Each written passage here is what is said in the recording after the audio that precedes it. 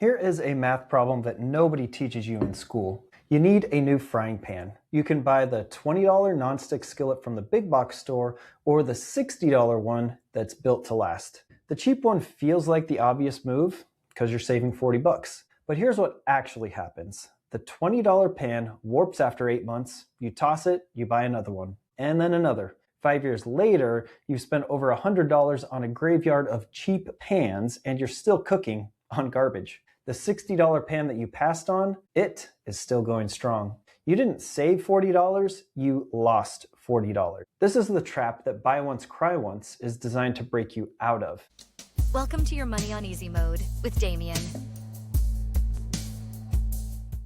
Today we're talking about one of the most underrated frameworks in personal finance. A simple way to figure out when spending more upfront is actually the cheaper move and when the expensive option is a waste of money with a fancy logo. Because the answer is not always to spend more. There's a real difference between smart quality and status-driven junk, and knowing which is which could save you thousands over the next decade.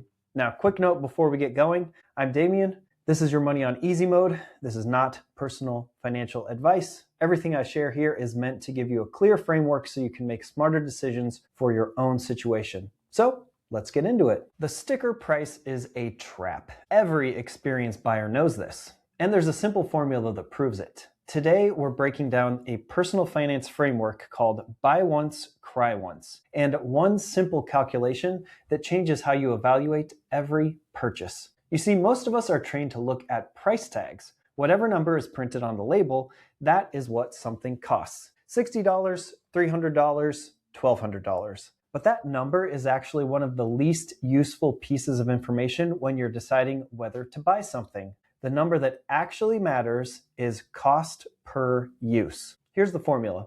It's embarrassingly simple. Take the price of the item, divide it by the number of times you expect to use it, and you get the true cost of that purchase. If it's $1 or less per use, that's generally an excellent buy, regardless of the sticker price. $5 or more per use, you better really love that thing. This is what I call the cost per use score, and it's the backbone of the Buy Once, Cry Once framework. Let me give you a quick example. You're looking at two coffee makers. One is $60, the other is $200. At first glance, $60 wins no contest, but let's run the numbers. The $60 machine breaks after about 18 months. Say you used it 300 times. That's 20 cents per use. Not bad, right?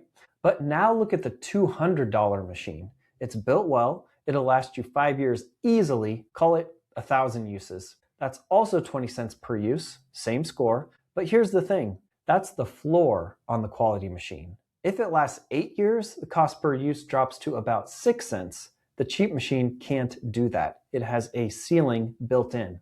This concept has been around in some form for decades, but it gained real traction through communities like Reddit's Buy It for Life forum, where people share products that have lasted them 10, 20, or even 30 years. The philosophy is simple. A higher initial price for a durable good is frequently a lower total cost over the span of a decade. The math just works out as long as you actually use the thing. Buy Once, Cry Once gets its name from the brief sting of paying more upfront, the cry, followed by years of not having to think about it again, the once. The alternative, which is buying cheap repeatedly, means you cry a little bit every year, and over time you cry more in total. Now, this is not a license to go blow money on expensive stuff and call it financial wisdom. The cost per use score cuts both ways. An $800 espresso machine that you use every morning for a decade has an incredible CPU score. A $300 standing desk that you use every workday for 5 years, that's excellent. A $400 Instant Pot that you've used 4 times in 2 years, that's a terrible score. So the price isn't the problem. Your usage habits are the problem, but more on that later. A survey by Slick Deals found that over 60% of consumers reported that buying cheaper items had backfired because those items simply didn't last long enough. That's not 60% of careless shoppers. That's the majority of regular people doing the math wrong because they're looking at sticker prices instead of cost per use. So the cost per use score is your new default. Before you buy anything significant, ask price divided by expected uses. Be honest about the uses part. That's where most people fool themselves. And we'll come back to that. So before your next big purchase, divide the price by how many times you realistically expect to use it. If the number is over $5 per use, seriously question whether you'll actually get value out of it. The thing most likely to be damaging your focus, your mood, and your work performance probably has nothing to do with your job. We're talking about the specific categories where spending more upfront is almost always the smarter financial move. Not every purchase deserves the buy once, cry once treatment, but some categories are so high impact and so high frequency that buying cheap is almost always a mistake you'll regret in 12 months. The way to identify them is two filters working together: the daily use test and the 5-year test. The daily use test is exactly what it sounds like. If you use something every single day, then quality matters enormously. Think about the math. Something used every day is used 365 times a year. Run that through the cost per use score, and a $200 item becomes less than 60 cents per use in the first year alone. Use it for 5 years, and we're talking pennies per use. Now compare that to a $40 version that falls apart after 8 months and needs replacing twice, and suddenly you've spent $80 to get worse performance the whole time. The classic examples of daily use are shoes, mattresses, and your work setup. Shoes are probably the most overlooked one. People will spend $40 on dress shoes, walk on them every day for a year, and then wonder why their back hurts. A good pair of quality shoes, not a luxury brand, just genuinely well made, worn every day for 5 years is almost always cheaper per use than budget shoes that are replaced every year. Next up, scientists have consistently linked poor sleep quality to a wide range of health issues, from elevated stress and high cholesterol to reduced productivity. So that $2,000 mattress math shifts dramatically when you consider that you spend a third of your life on it, and that poor sleep bleeds into everything: your focus, your performance at work, even your patience with your family. The same logic applies to things like a quality chef's knife if you cook daily, a good office chair if you sit at a desk for 8 hours a day, or your running shoes if you run 5 days a week. High daily frequency plus long expected lifespan equals a very compelling cost per use score. Here's a filter that tells you instantly whether buy once, cry once applies to a purchase, or whether you're about to use it as an excuse to overspend. Let's layer in the 5-year test. Before any significant purchase, ask yourself, will this still be useful and functional 5 years from now? If the answer is yes, consider investing in the more durable option. Luggage is a good example. A $60 carry-on bag that cracks and breaks wheels after 2 years of regular travel is a disaster. A $250 hard shell that survives a decade of rough handling, that's actually cheaper. Same for kitchen tools, winter coats, and quality furniture. An $800 sofa that lasts 5 years costs about $160 per year. A $400 sofa that lasts 2 years costs $200 per year. The math is uncomfortable, but it's the math. The 5-year test also works as a disqualifier. If the answer to will this still be useful in 5 years is no, trendy gadgets, fast fashion pieces, accessories that are purely seasonal, then budget-friendly is probably the smarter play. Don't apply buy once, cry once to things with a built-in expiration date. That's a different mistake in the other direction. Now, one more category that earns the full buy once, cry once treatment are appliances. Your fridge, your washer, your dryer. You don't want to replace a refrigerator every 5 years. Quality appliances routinely can last 15 to 20 years. Cheap ones, particularly in the current market where planned obsolescence is baked into the manufacturing strategy, may last 5 to 8 years if you're lucky.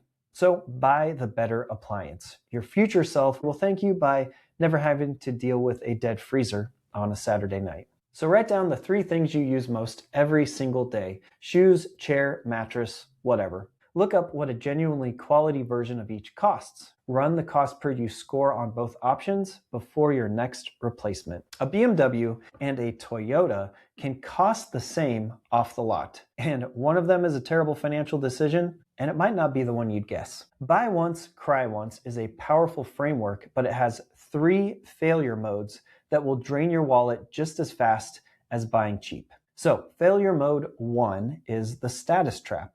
This is where people spend more money on a product not because it's genuinely more durable or functional, but because the logo makes them feel good.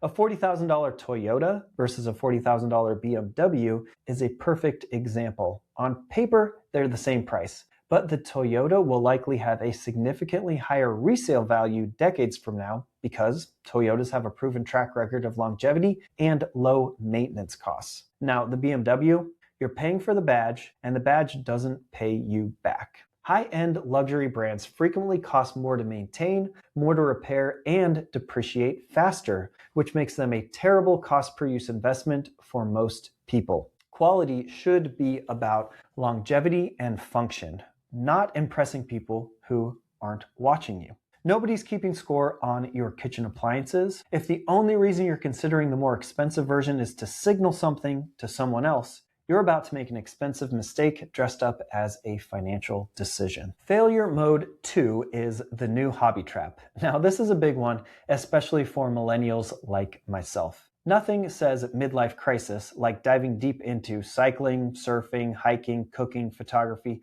pick any hobby, and immediately dropping serious money on top-tier gear before you know if you'll actually stick with it. I've seen this play out in every social circle that I've been in. People drop $800 on a wetsuit and $1,000 on a surfboard before they can even paddle correctly. A month later, they're on Craigslist selling it for next to nothing because they moved on to the next thing. The smarter move for any new hobby is the try first protocol. Rent the gear, borrow it from a friend, buy it used. Get a mid-range starter item and see if the hobby actually sticks before you commit real money. If you're consistently using it and genuinely love it after 3 to 6 months, now you have the usage data to justify the upgrade. Buy once, cry once applies after you've confirmed your commitment, not during the excitement phase. This also applies to things you only need occasionally. A pressure washer you'll use twice a year. A fancy camera for one vacation. A kayak that you take out 6 times in a summer. For items like these, the cost per use score is going to be brutal no matter which version you buy. So renting or borrowing is almost always the smarter play.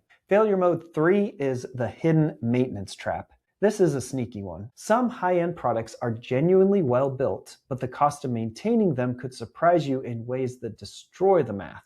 There's a cautionary tale here about Viking ovens, a premium stove brand. When something goes wrong, a service call starts at $600. A product that was supposed to save you money over time can quietly become a money pit if you haven't factored in the cost of repairs and specialized service. So before you commit to any high-end purchase, Google the typical maintenance and repair costs. Some luxury brands have genuinely reasonable service ecosystems. Others effectively hold you hostage because only their certified technicians can work on their products, and that certification can come with a steep premium. So do this research before you buy, not after you're stuck with it.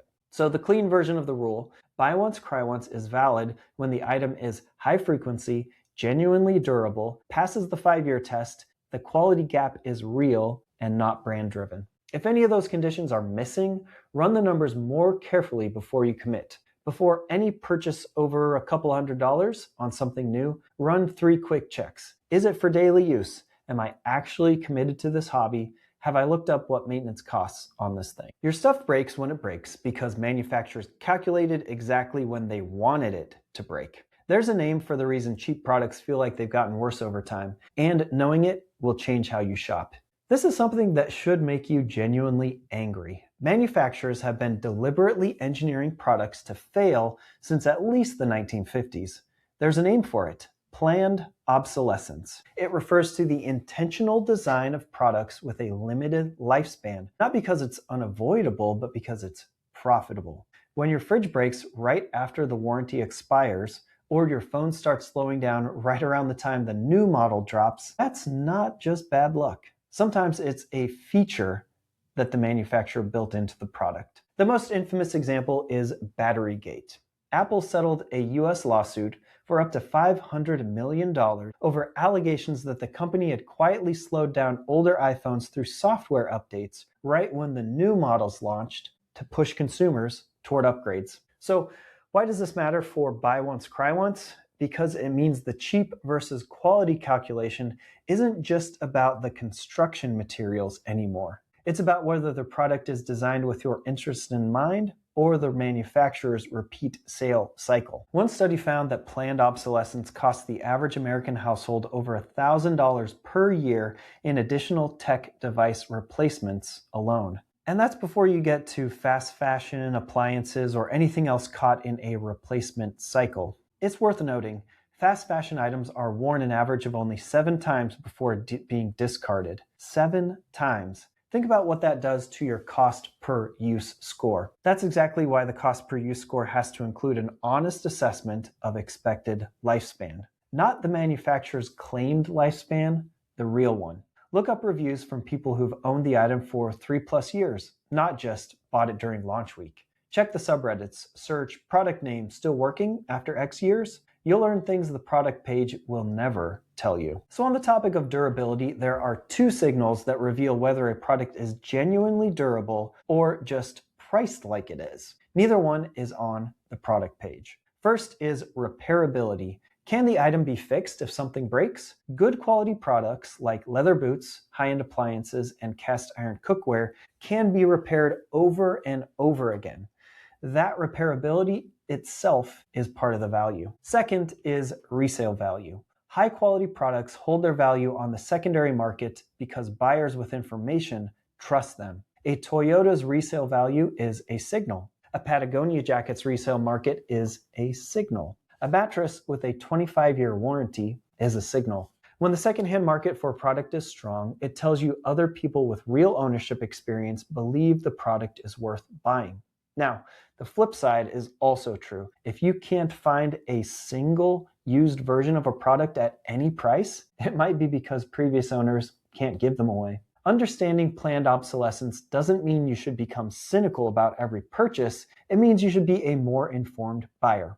So look for products that are built around longevity, can be repaired, and have an active resale market. Those 3 features together signal genuine quality versus manufactured durability theater. So before your next major purchase, search for product name, longevity review, and product name, repair cost. Don't trust the manufacturer's lifespan claims, trust people who've actually owned it for years. Stop guessing. Here's a 5-question checklist that tells you exactly when to spend more. Now let's pull everything together into a simple, repeatable system you can use on any purchase over a couple $100. You've got the cost per use score as your foundation. Price divided by expected uses. Keep that handy. But some purchases are complicated enough that you need a full decision framework, not just a single formula. So here's the buy once, cry once protocol. 5 questions that walk you through every significant purchase. Question number 1. Will I use this daily or near daily? If yes, then quality almost always wins. The math compounds in your favor over time as the cost per use drops fast. If no, move to question 2. Question 2, will this still be useful in 5 years? If yes, lean towards quality, especially if there's a meaningful durability gap between the options. If no, if this is a trendy item, a seasonal thing, or something technology will make irrelevant, consider buying cheaper or renting. Question number 3, am I actually committed to this or am I just in the excitement phase? If you've been doing something consistently for 3 to 6 months, you've earned the right to spend on quality gear. If you just started or are still exploring, use the try first protocol. Rent, borrow, or buy used and mid-range. Question number 4. Is the price difference about genuine durability or is it about the brand name? This is the status filter. Compare real-world user reviews from owners, not marketing claims directly from the brand. Check repairability, check the resale market. A real quality gap will show up in reviews from people who've used both versions. A status gap will show up in people's feelings, not their results. And finally, question number 5. What are the total ownership costs? Not just the purchase price. Factor in maintenance, repairs, and service. Some high-end purchases come with surprisingly reasonable service ecosystems, but others lock you into expensive proprietary service. Know this before you buy. If a purchase passes the 5-question filter, daily use, 5-year utility, genuine commitment, real quality gap, and reasonable total ownership cost, then buy once, cry once is almost certainly the right call. If it fails 2 or more questions, save your money. The budget option, the rental, or the used version is probably the smarter play. This protocol works as a tool for future you. When you feel the pull to upgrade something that still works, a laptop, a car, a phone, run it through the 5 questions. The answer might be that your current thing is fine and you're in the middle of a manufactured desire loop, not a genuine need. That awareness alone is worth real money. Now, one final principle to wrap this section up, and it comes straight from the framework's biggest advocates. Buy once, cry once is not about spending more, it's about spending right. The goal is fewer purchases, higher quality, longer life, and lower total cost over time. This isn't a luxury mindset, it's fundamentally a frugal mindset with a longer time horizon. The most genuinely frugal people are not the ones who buy the cheapest version of everything. They're the ones who buy the right thing once and stop thinking about it for a decade. So screenshot or write down the 5-question buy once, cry once protocol. Next time you're about to make a purchase over a couple $100s, run it through all 5 questions before you click buy. All right, here's your 30-minute homework for this week. Open your last 12 months of bank and credit card statements and look for any item you bought twice or more in the same category. Same type of pan, same style of shoe, same kind of bag, same appliance. Find 1 or 2 examples of something that you replaced. Now, add up the total you spent on those repeat purchases. Then look up what a genuine quality version of that item costs. Run both numbers through the cost per use score. See which one actually wins over a 5-year horizon. Most people who do this exercise find at least one category where they've been losing the cheap item replacement loop without realizing it. Find yours. That's the first category to apply buy once, cry once. So here's the thing about buy once, cry once that nobody says out loud. The real payoff isn't just financial, it's mental. When you own fewer things that are genuinely good, you stop thinking about your stuff all the time. You stop replacing, searching, comparing, returning, and settling. You just use your things and you move on. That mental overhead has a value that doesn't show up in a spreadsheet, but it absolutely shows up in your life. So the formula is simple. Cost per use score is your foundation, the 5-question protocol for big decisions, the try first rule for anything new, and ruthless skepticism towards anything where the price premium is about a logo, not longevity. Spend right, buy once, stop crying about it. If this episode clicked for you, the single best thing you can do is share it with one person, specifically the person in your life who keeps replacing cheap stuff and wondering why their wallet is always empty. This one is for them. Find us on Spotify, Apple Podcasts, and YouTube. We drop full episodes every other Sunday. And if you haven't subscribed yet, do that now so you don't miss what's coming next. I'm Damien. This is Your Money on Easy Mode. See ya. Thanks for listening to Your Money on Easy Mode. If you enjoyed this episode, then please subscribe and share it with a friend.